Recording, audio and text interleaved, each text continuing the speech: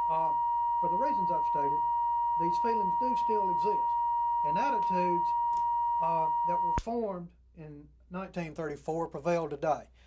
And there are some aspects of, some facets of local history that people still have strong feelings on.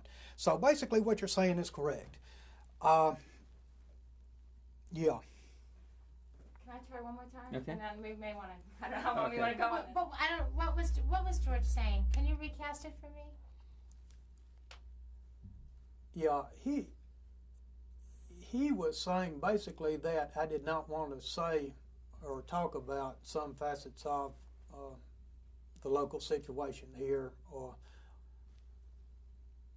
is that right? That I Well, I just don't understand how an historian can. okay? It's easy if you're detached from the situation. If you're detached from the situation and not related to it, and can to some extent or degree stand back from it and look at it objectively, okay? I cannot do that because I was born in Gadsden. I've lived here all my life. I don't have an objective point of view, perhaps. Also, perhaps, maybe I'm not totally detached from what we're talking about.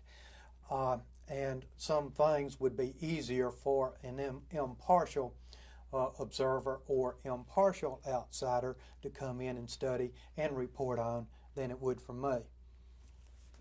So Very important. Yeah. Why'd you do it? Why'd you do it if you're not going to put it out there? Well, I did it because I wanted to do it, because I thought it was important, considered it important, and I still do, to try to capture a facet of local history before it completely disappears. It's something that is gone with the wind, and I tried to capture a segment of it before. But as a Southerner, you can understand the parable of the talents. Remember the one who put it in a napkin and hid it away, and so it didn't produce fruit. You have taken all of this experience, what people have given you, and you have researched, and and then you put it in a book, and then you don't want to have it at a place where high school kids can use it, teachers can use it, all of this. I would like that eliminated from the film. Okay, okay. Eliminate that. Okay, I think we pushed you too much. I'm sorry, Jim. I'm just baffled. Okay. Of talking about something that will help them understand their parents and grandparents and great-grandparents' lives in a way that they can't do it now. And you are saying, George, you're getting too close to the truth. It will hurt people. Well, all right, let me try to put it this way. No, I don't think you're getting too close to the truth. But as far as my personal role in getting to the truth, as far as I'm personally concerned in getting at the truth, as you put it, I would prefer not to be directly associated with that as far as my role is concerned, but hey, no problems with your showing it to high schools. Produce a documentary, yeah, it can be shown here locally without any problems. But you know what I'm doing? I'm asking these poor textile workers over here to do what a scholar, a middle-class, independent scholar, won't do. Okay, which is? Tell what happened. And I'm just baffled by that. Okay, I'll try to address that. Okay. I will try to address that. Specifically, what do you want to know that I hadn't talked about? Tell me. Okay. We were mentioning class attitudes. Yeah. The kinds of things that you put in that completely. Right. And we were asking you questions about it, and you said you'd rather not tell it, and I'm not going to push you. No, that's okay, but specifically what? Okay. We asked you about class attitudes, particularly about employer-employee relationships. Okay. And how they continued.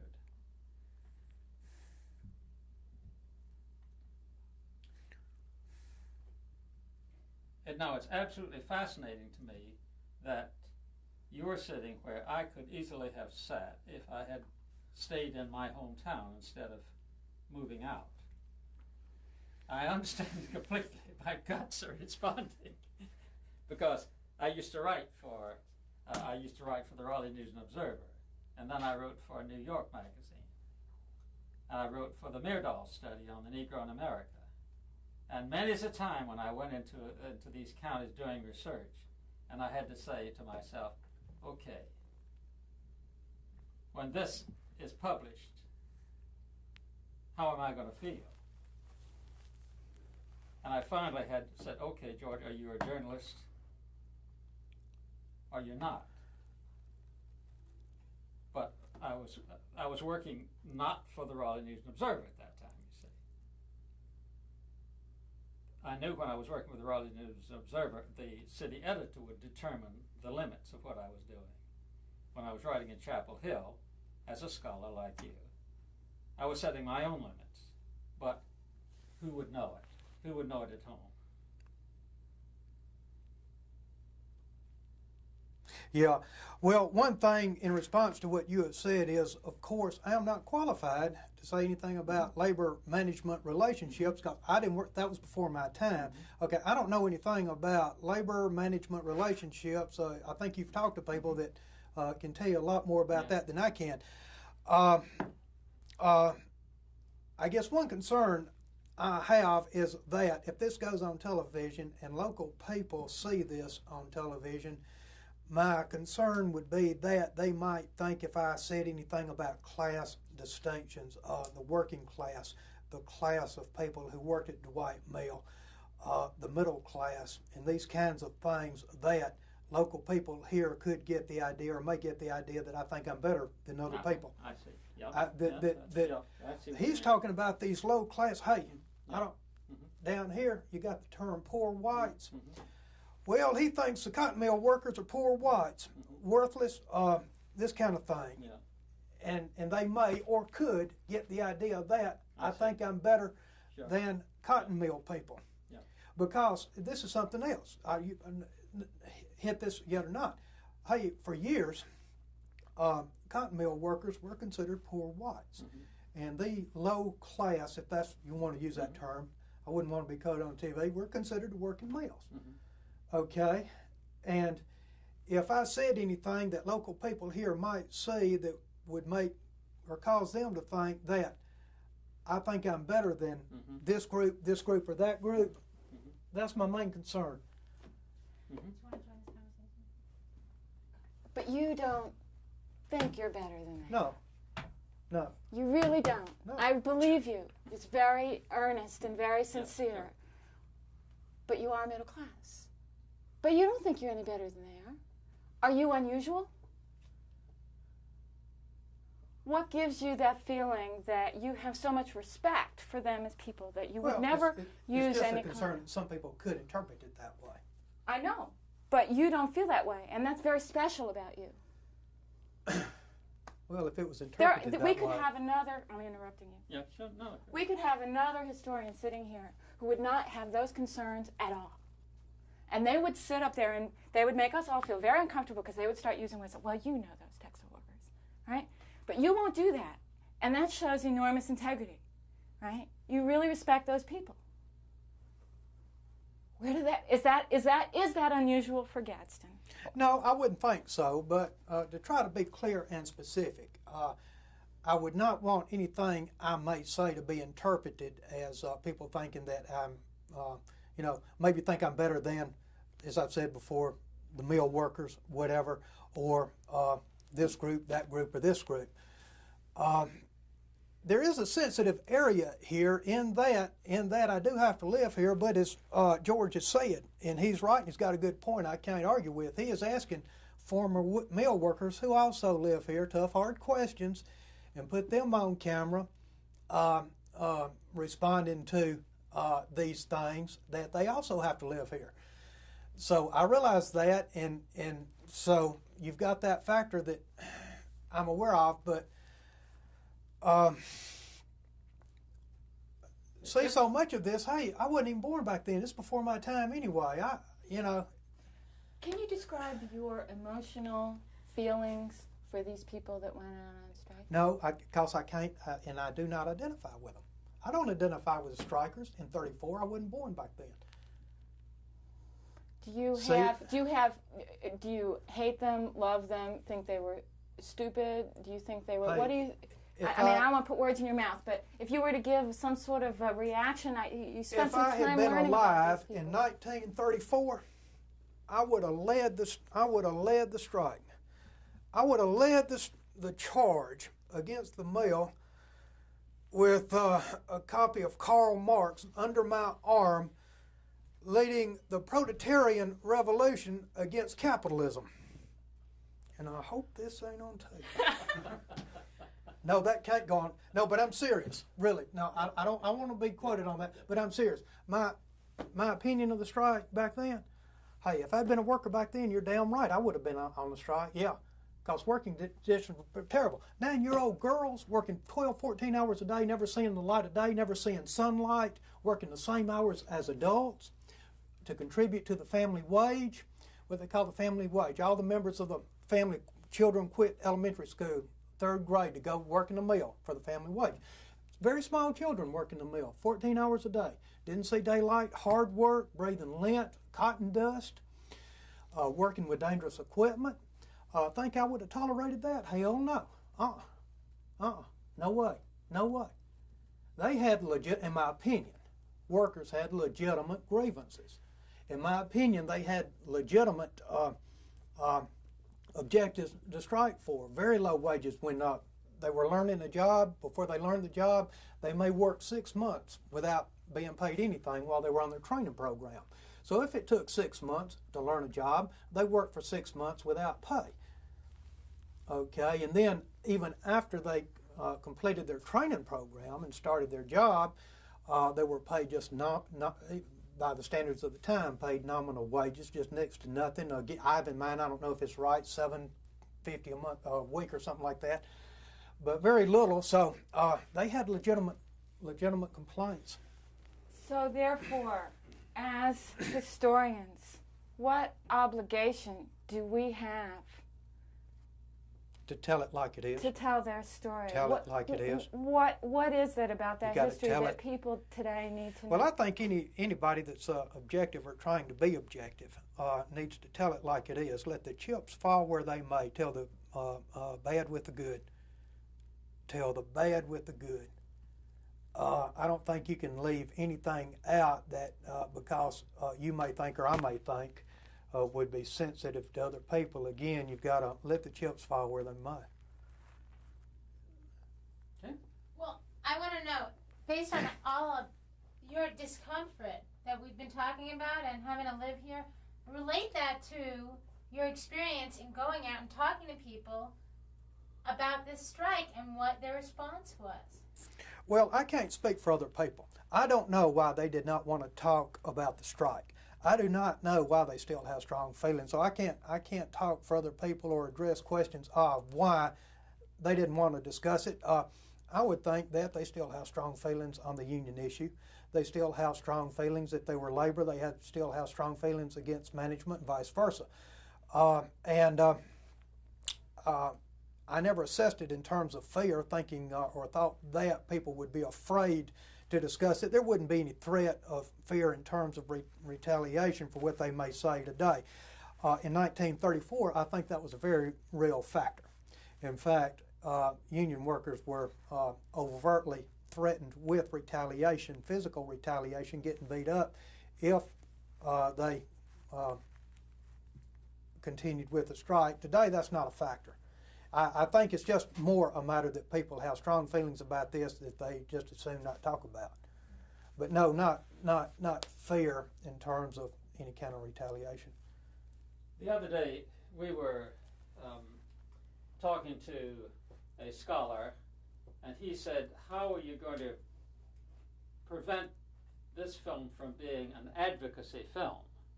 How are you going to keep it an even film so that you're not taking sides? My answer was that we are revealing a side of history that hasn't been told. And so many people will feel that it's an advocacy film because we are delving into a part of history that hasn't been told. I compared it to the work now being done about the anti-Confederacy movements in the South. As you know, there were many, many people in the South who really didn't like the Confederacy and fought against it. But most of that history has been brushed under the rug for over 100 years. We're just beginning to realize the size of that. And many people think that that's adequacy, you see. It's an interesting comparison. Yeah, it is. I think a lot of what you're saying relates to trying to be objective with what you're researching and being willing to let the chips fall where they may. As far as advocating one side or another, you just have to pretty much tell it like it is. Okay, I think we better. Yeah. Maybe we'll check Oh, you can just drop your paper and Speed. Okay? Just a second. No, sorry. All right. Ready? Mm-hmm. Yep. Okay, during the late 1890s, there was a movement in Alabama to attract northern industry to the state. In context with this, a group of 10 local citizens donated a total of 168 acres of land to the Nichols family to locate Dwight Mill in Alabama City, Alabama. The 168 acres of land was donated to the mill for $1. So basically these citizens donated the property to Dwight Mill. Good. Okay? Fine. That it? Mill. This one says.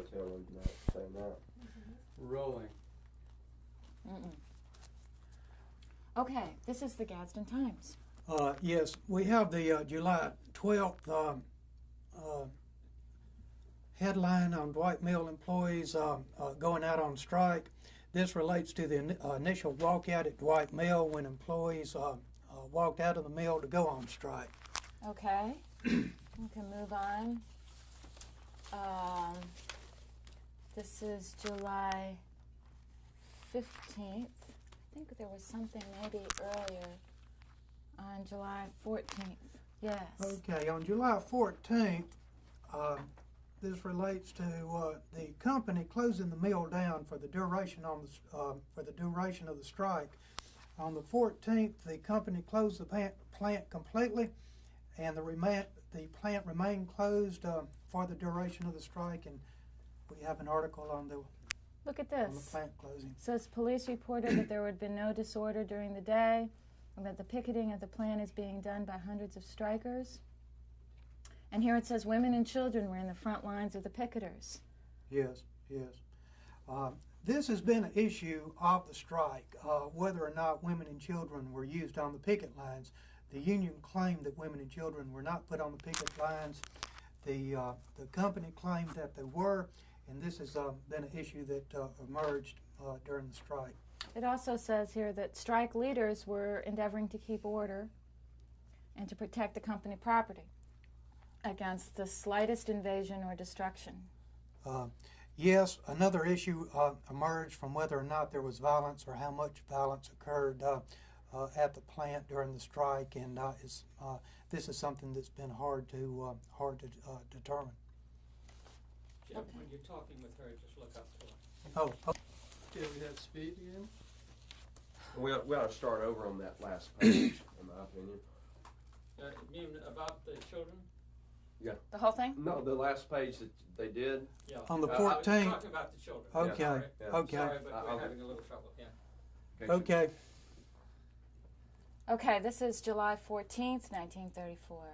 Okay, yes, on July 14th, 1934, we have an article on the company closing the plant down. On the 14th, the company closed the plant for the duration of the strike. Look at this. It says that there had been no disorder according to the police and that there was picketing of the plant by hundreds of strikers. Yes, a major issue resulted from this. The union claimed that no women and children were used on the picket lines, but the company maintained that women and children were used on the picket lines. And it's ready. free to move as much as she wants to. Do you want to say anything else before I start about what we're doing? Because we can. Very anxious. Hey, we're like willing to do anything. But I'm very anxious to get that business about the children. Okay. Oh, you do want that? Oh, yes. Okay. Okay, we're rolling. This is Saturday, July 14th, 1934. Yes, on July 14th, the company is reflected in this article here we're looking at. The company closed the mill down for the duration of the strike and kept the plant closed for the duration of the strike. It says here, police reported early this afternoon that there had been no disorder during the day and that picketing of the plant was being done by hundreds of strikers. Yesterday, the police said that women and children were in the front lines of the picketers.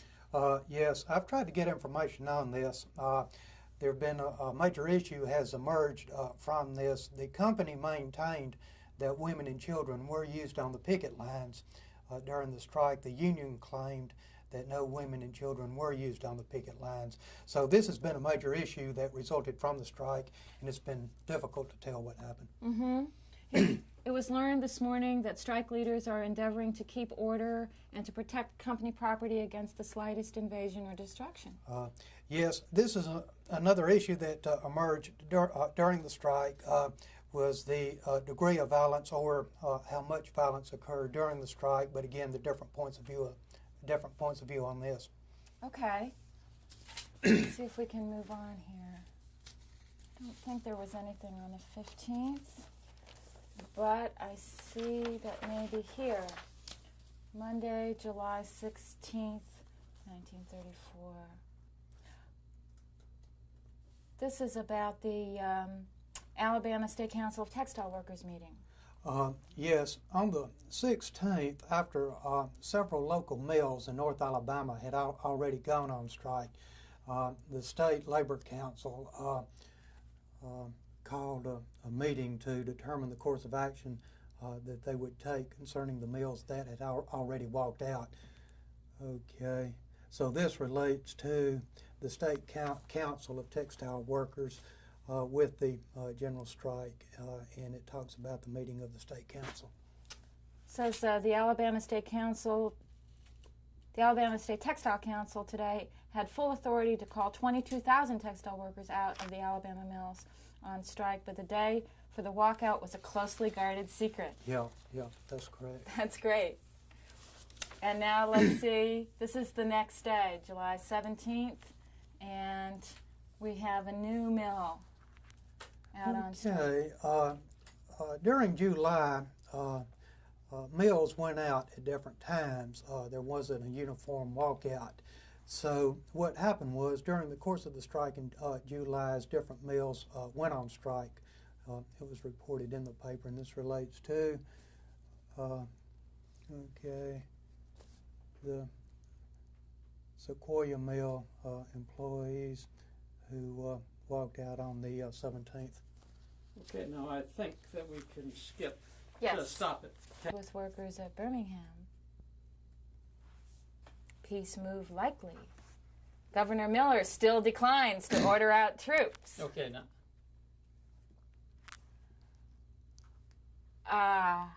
This is August 1st, 1934. Yes, on August 1st, we have an article that relates to Governor Miller's failure to call out the National Guard during the strike. Governor Miller kept a very low profile during the strike. He never made his position known and did not take an active role in the strike one way or another. He did not use the National Guard on a large scale, as was used in other states. In Alabama, most towns did not have National Guard troops either supervise the strike or try to contain the strike or try to contain strike violence. This was more common in other states, but we didn't have this in Alabama. Governor Miller's role is really minor because he did not directly have anything to do with the strike. So on August 1st, we have Governor Miller decision not to call out the troops on the strike, and this article just relates the course of the strike at the 1st of August. Okay, that's great. Okay, we're just kind of moving through. Sorry to be pushing these in front of you. See if you see anything. This is very similar probably to exactly the kind of research that you did, right? Yeah, this was Going this through was it. This page was by it. page. and you wait for those gems to show up. That's right. But there doesn't seem to be anything here in the early part of August. Yeah, there wasn't much local news on the Dwight situation until the end of the strike. Now let's see, do we have something here? This is Friday, August 17th, 1934. Okay, August 17th. Roosevelt alone can stop strike of textile workers, leader says. Okay. That must be McMahon. Right, McMahon. By August 17th, the strike had spread from North Alabama to other states and had, by the 17th, become a national cotton textile strike. McMahon was the national president of the UTWA. All right, he was national president. And, okay, here. I think they're reporting on the convention that took place in New York. Okay. Because that was exactly when that convention took place. Yeah. And so what they're doing is authorizing the leadership to call a strike at that convention. The members demanded it, really. McMahon said the cotton textile employers had never recognized the United Textile Workers as the collective bargaining representative. And then they talk about Gorman also. And maybe we get some more on the next.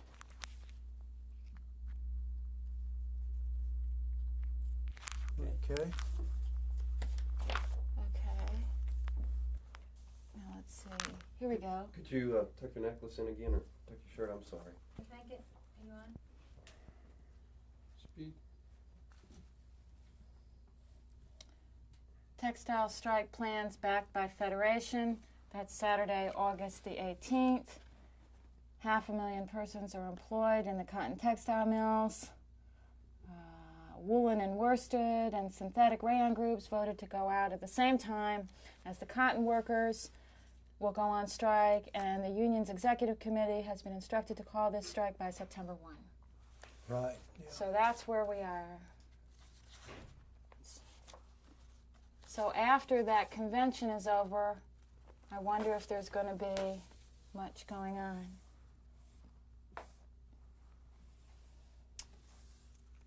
Green seeks to prevent strike. This is Wednesday, August 22nd. Green is the head of the AFL. AFL, right. So he tries to see if he can avoid it. Yes, the AFL led the national strike effort. Basically, the United Textile Workers of America was under the overall supervision of the AFL. And there were efforts made to coordinate the strike with the AFL, and Green was the national leader of the AFL. Okay. And then, but they don't have much about what's going on locally here. They're just really focusing on the fact that the national strike is coming forward. Right. And now, is this about the textile workers? This is Tuesday, August 28th. Conference on strike arranged. Labor leaders to stand firm. Sounds like the government is trying to set up some kind of a conference to avoid the strike. Yeah, as the strike progressed, what you had and what eventually happened was that the outcome of the strike or the course of the strike was determined nationally by McMahon and the head of the management organization, and I think his name, maybe we're going to have to cut this. It was Sloan. Yeah. Sloan. Yeah. Sloan. Sloan was the head of what is the management organization? I forget. Cotton Textile Institute. You're Is right. that right? Yeah. Exactly. Okay. So basically, the strike was ultimately determined by, you're right, Sloan and McMahon, and when the strike ended at the national level, workers here locally in Alabama City went back to strike. But yeah, Okay, that's And then they also have something here about the Gadsden Central Labor Council is sponsoring a big Labor Day celebration. mm-hmm. And they're going to have a parade made up of several thousand local people to start from 12th Street on Forest Avenue and move up through the city.